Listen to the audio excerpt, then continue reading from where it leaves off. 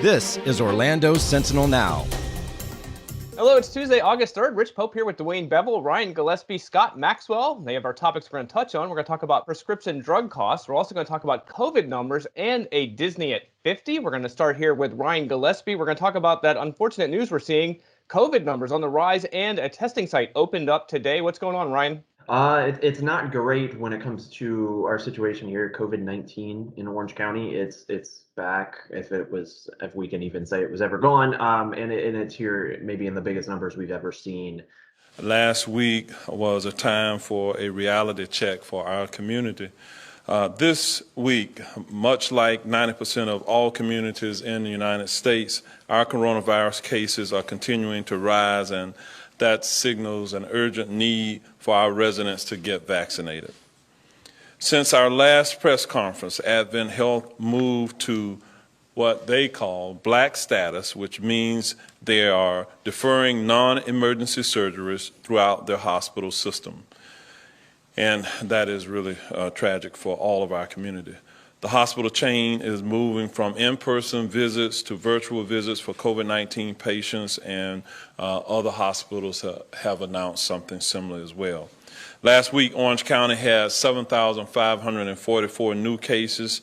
That surpasses the highest number of weekly cases from January of this year prior to vaccinations being administered. A lot of people are trying to get tested because of that, and so now Orange County is opening a second site in addition to Barnett Park, where lines have been hours long like they were last summer, with more than 1,000 people getting tested each day. So now you can also get tested at the Econ Soccer Complex off the Yates Road over on the east side of the county. That site opened at 9 a.m. this morning. It'll be open until about 5 p.m. It's a drive-through site. They do not do vaccines there, just testing. But if you need to get tested on the east side, that's the easiest way to do it. Yeah, concerning too is this positivity rate seems to be climbing here in the region. What are the numbers like right now? On Sunday, 21.4% of people tested positive. So basically, if you were getting a COVID test with 5 people, you can expect one of them to be positive. Interestingly, last week, I got tested for COVID-19 because I was traveling with a group of 5 people, and one of us was positive. It was not me. So that kind of falls in line there. So yeah, it's really high. It's high every day, and there's signs that it could even get higher. At Advent Health, they use their positivity rate at CentraCare, which are their urgent care facilities, as kind of an indicator of what's to come in the coming days. It's testing at like 26, 27% on a daily basis. At Orlando Health, they've had days as high as 30% in their tests internally. So it's not out of the realm of possibility that this could climb before it goes down. Yeah, those concerns also echoed from Mayor Jerry Demings, also spoke with business leaders yesterday, and he's trying to keep businesses running safely. What was that conversation like yesterday? Yeah, I thought it was interesting that he brought this group back together. It had been about a year since they met. This task force, which is it's a lot of business leaders, basically from businesses as large as Walt Disney World and as small as like some florists. Businesses have kind of taken advantage, I guess, of this group before. Is like when we opened barbershops last summer as a state, it was at the prodding of this group who thought it was safe. They petitioned Ron DeSantis. He came down here, met with some members of this task force, and days later he opened barbershops. The conversation yesterday, it was mainly focused on a health update, which, as you can imagine, was very grim.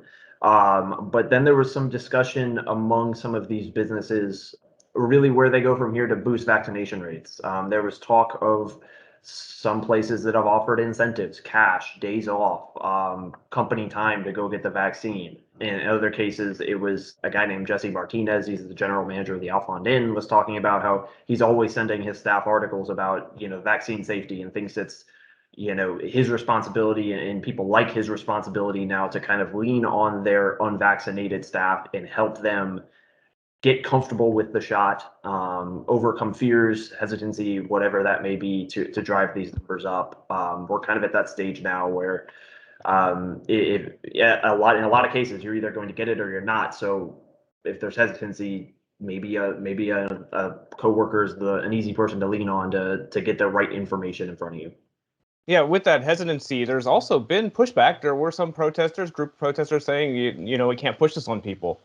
Yeah, there were protesters yesterday at Mayor Deming's press conference. It's not the first time that's happened. They generally were anti-mask, anti-vaccine, anti-mandate, kind of what you'd imagine. It was a group of that ballooned to about 80 people. They marched kind of between the county administration building downtown and Orlando City Hall.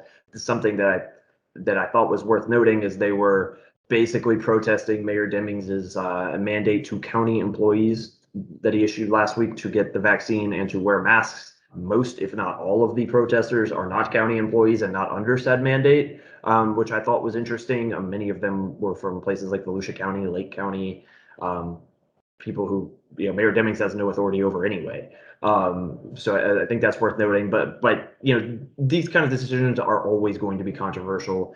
I think we're probably going to see more governments make these decisions, and in turn, we'll probably see more protests moving forward.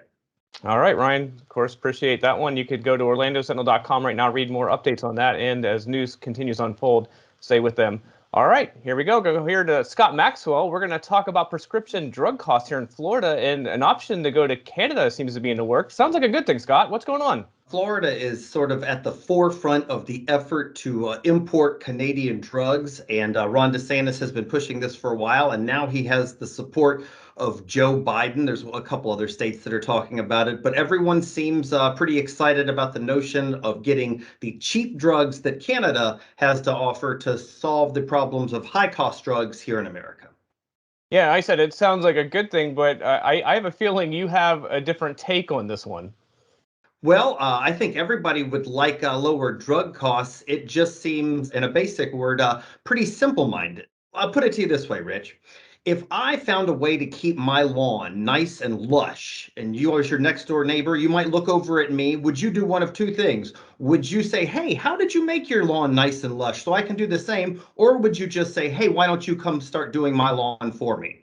Well, Ron DeSantis and Joe Biden have sort of gone with the latter one. They have basically given up on trying to solve the problems for themselves, and they want to leech off Canada.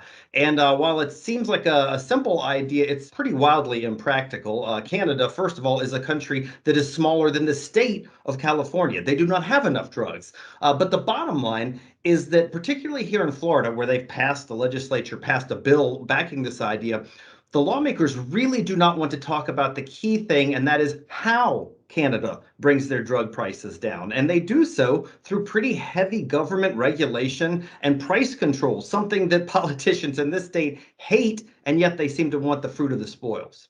Yeah, as you mentioned, they seem to have given up on this, but I would say potentially sending competition to Canada would open it up for American drug companies to say, hey, wait a second, we can offer it close to that to keep the competition going. There could be a chance for that.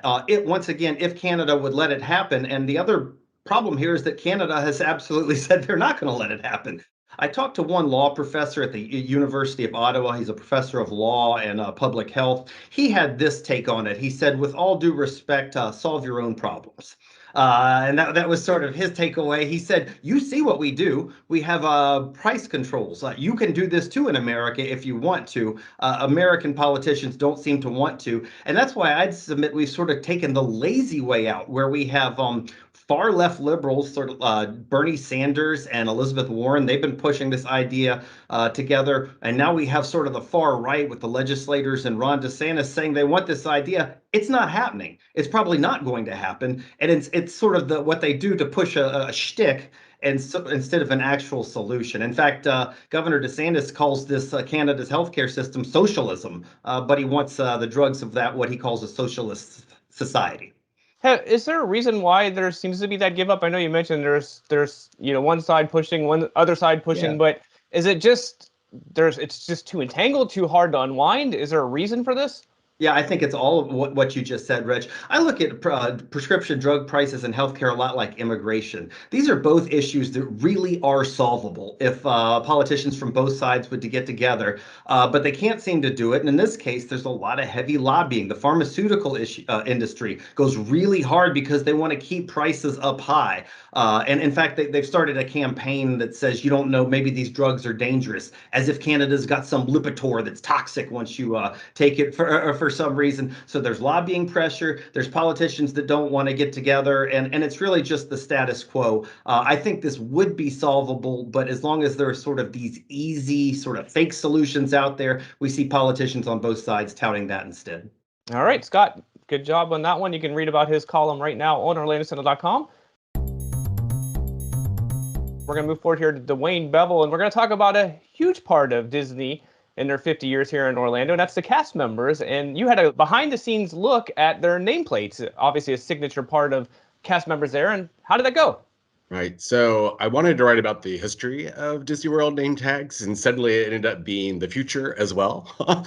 So it's a long story with a lot of details because I said, do you want to come see us make them? All the cast members, all 60,000 cast members are getting new name tags around the time of the anniversary, October 1st. So someone has to make them. And there's a laser machine, a woman who has been doing it for 20 years. And she slides them out. There's blanks, and then the machine goes, wee, wee, wee.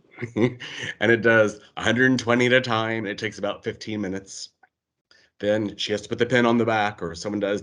There's all sorts of double checking, making sure you've got the right names. It's all divided by departments. And the design is new and golden, and everyone is slightly different because of the sort of the grain in the design. It's all backstage. It's the weirdest place in the central shops behind the Magic Kingdom. I think the building has been there longer than the Magic Kingdom. It's very industrial and no windows. We wove through all these ride vehicles that are being fixed in the paint shop and upstairs and around the corner, and there's the woman. So everyone who has ever had a name tab made gets it made there. I get to see all the different versions they make, which you can just see casually, but she also does the Disney Cruise Line ones. They do the Disney Vacation Clubs in South Carolina and Vero Beach. So, add 60,000 to that and, her days are full. Yeah, interesting. You don't give it much thought. It's one of those things that I think anyone who's gone to Disney is very familiar with it. And I think just even the history of, say, the first name basis on it.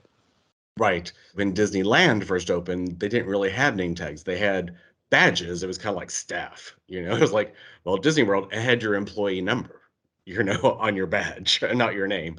And Walt famously had, number 1, which they do have that stuck away in the archive somewhere. But eventually it turned into the oval disc. Walt always said they were a first name company and sort of came out of that. It's so you would, you'd have something to talk about. That's where the hometown came from. Eventually in the 80s, they added a little more space. If you look, it used to be an oval. Now it's an oval with what I would call a hump, but they call a bubble. So there's art in there. There's more room for, hey, I speak languages, and a lot of things. So there have been a lot of variations. Right now we have variations for Imagineers. We have variations for Star Wars Galaxy's Edge and Pandora, which says your home planet instead of your hometown.